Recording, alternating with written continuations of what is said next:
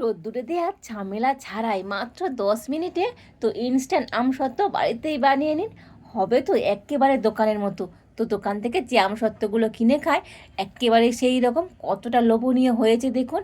আর এই টক মিষ্টি আমসত্ত্ব খেতে এত ভালো লাগবে। তো এভাবেই কিন্তু আমসত্ত্ব বানিয়ে খেতে ইচ্ছে হবে। আর এভাবে আমসত্ত্ব একবার বানিয়ে তো আপনারা বছর জুড়ে সংরক্ষণ করে রেখে দিতে পারবেন। নমস্কার বন্ধুরা, রূপার রন্ধনশালায় আপনাদের সকলকে অনেক অনেক স্বাগত জানাই। চলে এসেছি আজকের আবার একটা নতুন রেসিপি নিয়ে। তো আজকের আমি বানিয়ে দেখাবো কাঁচা আমের আমসত্ত্ব। রোদ্দুরে দিতে হবে না, মানে রোদ্দুরে দেওয়ার ঝামেলা ছাড়াই খুব সহজেই তো আপনারা এইভাবে কাঁচা আমের আমসত্ত্ব বানিয়ে নিতে পারবেন। খুবই তাড়াতাড়ি বানানো হয়ে যায়। আর এভাবে আমসত্ত্ব বানিয়ে তো আপনারা বছর জুড়ে সংরক্ষণ করে রেখেও দিতে পারবেন। তো আপনারা সঙ্গে থাকুন আর প্রথম থেকে শেষ পর্যন্ত পুরো রেসিপিটা দেখতে থাকুন। আশা করি আজকের রেসিপিটা আপনাদের অনেক ভালো লাগবে। তবে চলুন দেরি না করে শুরু করে দিই আজকের রেসিপিটা। তো আজকের আমি কাঁচা আমের আমসত্ত্ব তৈরির জন্য এখানে কাঁচা আম নিয়ে নিয়েছি 4টে। তো এখানে মোট 1 কেজি কাঁচা আম আছে। তো আপনারা যেমন করবেন আমটা কিন্তু কম বেশি করে নিতে পারেন। আর এই প্রথমে আমি আমগুলোকে কেটে নেব।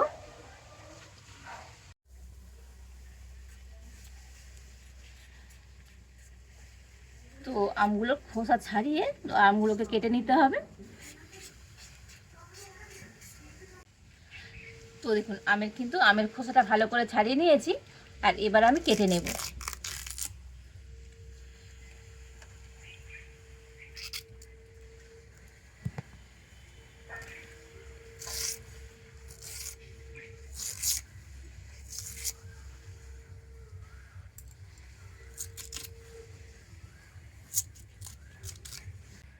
তো দেখুন আমগুলোকে আমি এইরকম একটু ছোটো ছোটো পিস পিস করে কেটে নিয়েছি। তো জলের মধ্যে দিয়ে দেব।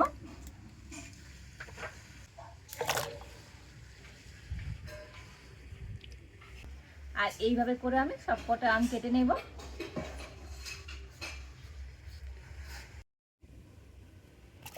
তো দেখুন এই সব আমগুলোকে এরকম সুন্দর করে পিস পিস করে কেটে নিয়েছি। আর এবারে আমি উনুনটা জ্বেলে উনানে একটা কড়া বসিয়ে দিচ্ছি। আর কড়াতে আমি দিয়ে দেব জল।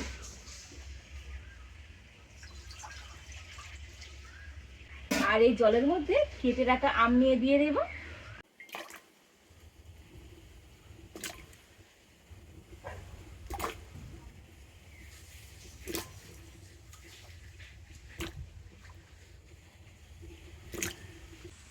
আর এবার আমি ঢাকা দিয়ে তো আমগুলো ভালো করে সিদ্ধ করে নেব।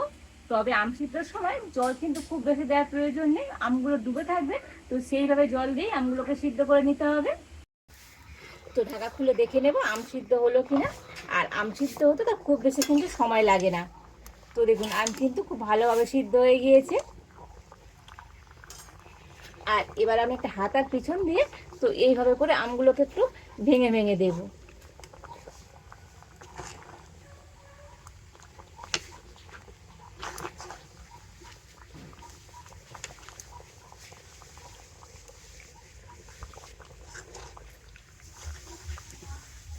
তো দেখুন চামচ দিয়ে যতটা সম্ভব আমগুলোকে একটুখানি করে এইভাবে ঘেঁটে ঘেঁটে দিয়েছি। এবারে এদিকে আমি একটা বড় ছাঁকনি নিয়ে নিয়েছি। আর ছাঁকনির মধ্যে জল সহ আমগুলোকে দিয়ে দেব।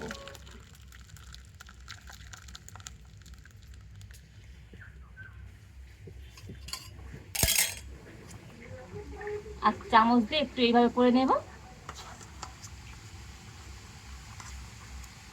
এইভাবে করে নিলে খুব সুন্দর কিন্তু আমের পাল্পটা ছাঁকা হয়ে যাবে। তো আমের পাল্পটাকে কিন্তু অবশ্যই ছেঁকে নিতে হবে।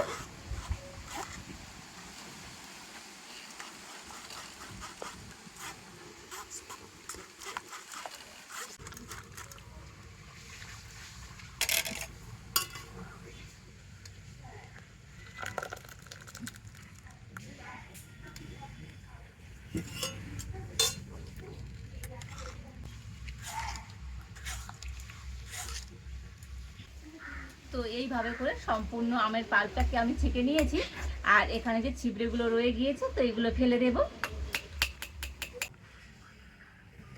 তো দেখুন সম্পূর্ণ আমের পাল্পটাকে সুন্দর করে আমি ছেঁকে নিয়েছি।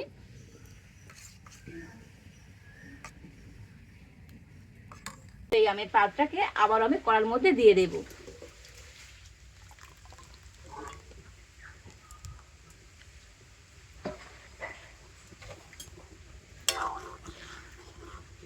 আর এবার এটা কিন্তু ভালো করে ফুটিয়ে নিতে হবে।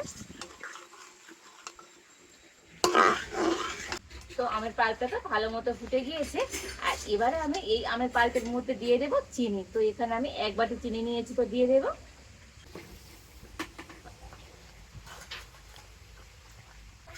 দিয়ে দিচ্ছি 1 চামচ বিট লবণ। এতে করে আমসত্ত্বের টেস্টটা কিন্তু সুন্দর আসবে। তো আপনারা চাইলে নর্মাল লবণও দিতে পারেন। আর কালারের জন্য অল্প একটু হলুদ দিয়ে দিচ্ছি, এতে করে সুন্দর একটা কালার আসবে। তো সব কিছু ভালো করে মিশিয়ে নিয়ে তো এইভাবে কিন্তু কন্টিনিউ নাড়াচাড়া করে তো এই পাল্পটা কিন্তু অনেকটাই শুকনো করে নিতে হবে। মানে পাল্পের মধ্যে তো যতটা জল ছিল জলটাকে কিন্তু একেবারে শুকনো করে দিতে হবে। আর হ্যাঁ, মিষ্টিটা অবশ্যই আপনাদের স্বাদ মতনে দেবেন। তো আমটা কেমন টক বা মিষ্টি সেই বুঝে কিন্তু চিনিটা এখানে দিয়ে দেবেন।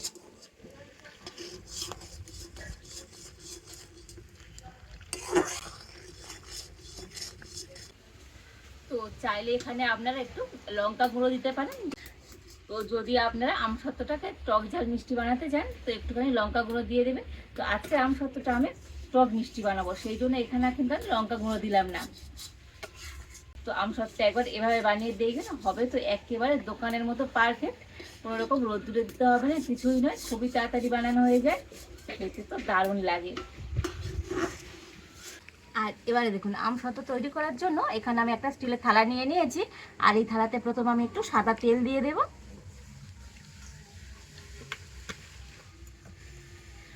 তো হাত দিয়ে তেলটাকে থালার চারিধারে খুব ভালো করে লাগিয়ে দেব।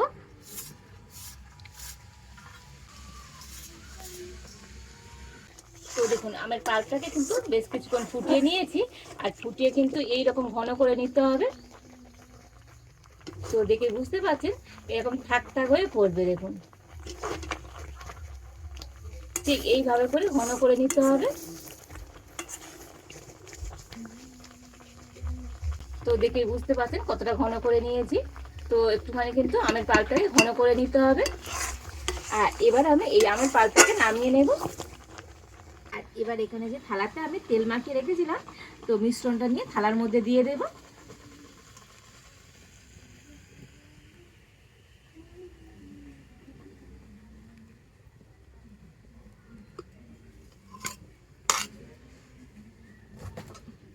আর থালাটাকে ধরে এইভাবে একটুখানি করে খেলিয়ে দেব।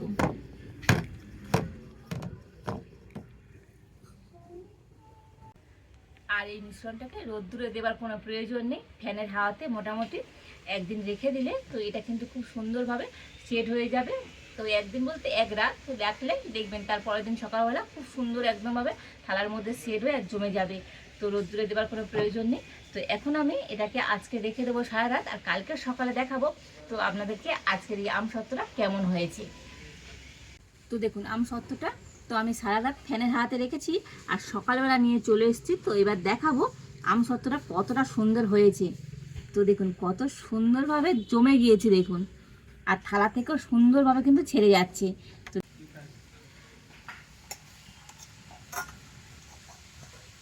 তো দেখুন কত সুন্দর হয়েছে আমসত্ত্বটা। তো দেখেই বুঝতে পারছেন অসম্ভব সুন্দর হয়েছে। এবারে আমি একটা ছুরি নিয়েছি, তো ছুরি দিয়ে এটাকে একটু পিস পিস করে কেটে নেব। তো প্রথমে আমি এই মাছ বরাবর কিন্তু এইভাবে কেটে নিচ্ছি।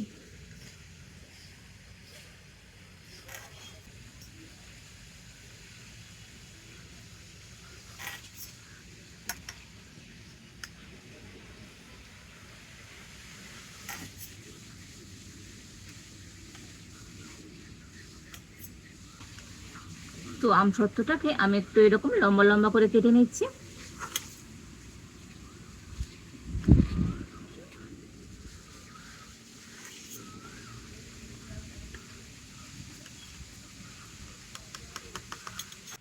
তো আবার আমি এদিকে এরকম মাঝখান দিয়ে একটা কেটে নেব।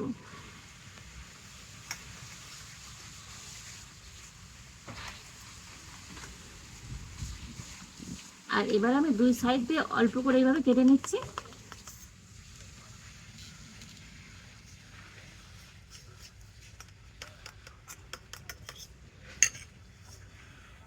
তো দেখুন আমসত্ত্বটা আমি এই রকম করে কেটে নিয়েছি, লম্বা লম্বা করে।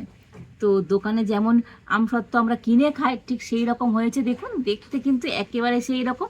আর কতটা মোটা রেখেছি দেখুন। তো দোকানের আমসত্ত্বগুলো কিন্তু এই রকমই হয়। আর এই মোটা রাখার জন্য এই আমসত্ত্বটা খেতে তো অনেক সুন্দর লাগবে। দেখতে কত সুন্দর হয়েছে দেখুন, দেখলেই মনে হবে যে আমরা বাজার থেকে যে আমসত্ত্ব কিনে খাই ঠিক সেই রকমই হয়েছে। কতটা লোভনীয় হয়েছে দেখুন। তো আমসত্ত্বটা আমি এইভাবে কেটে নিয়েছি। তো আপনারা আপনাদের পছন্দ মতো শেপ করে কিন্তু কেটে নিতে পারেন।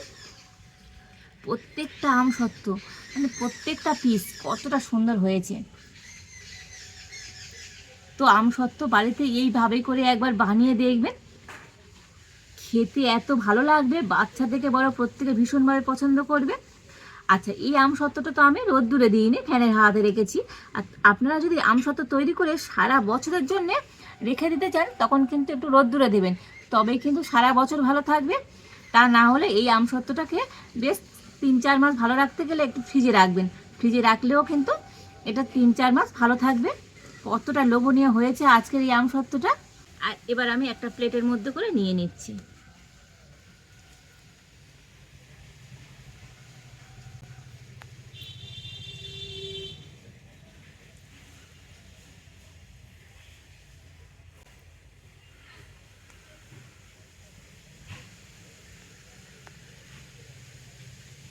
তো কতটা লোভনীয় হয়েছে, দেখতে কত সুন্দর হয়েছে দেখুন।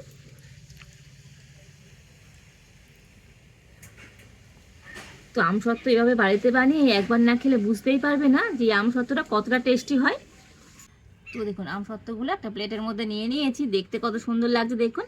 তো আপনারা এইভাবে রাখতে পারেন, কিংবা চাইলে আমরা একটু ছোটো ছোটো পিস করে কেটে নিতে পারেন। তো আমি কয়েকটা আমসত্ত্বকে একটু ছোটো ছোটো পিস করে কেটে নেব।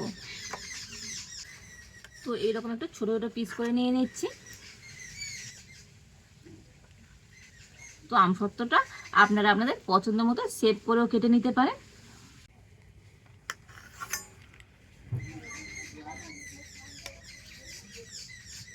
তো দেখুন আমসত্ত্বগুলো ছোটো ছোটো পিস করে কেটে নিয়েছি, কত লোভনীয় লাগছে দেখুন। তো কেটেও দেখাবো কতটা সুন্দর হয়েছে দেখুন। তো অসম্ভব সুন্দর হয়েছে আজকের এই কাঁচা আমের আমসত্ত্বটা। তো কোনো রকম রোদ্দুরে দেওয়ার ঝামেলা ছাড়াই এইভাবে আমসত্ত্ব বাড়িতে বানিয়ে দেখুন, খেতে এত ভালো লাগবে। তো আমসত্ত্ব কিন্তু এইভাবে বানিয়ে খেতে ইচ্ছে হবে।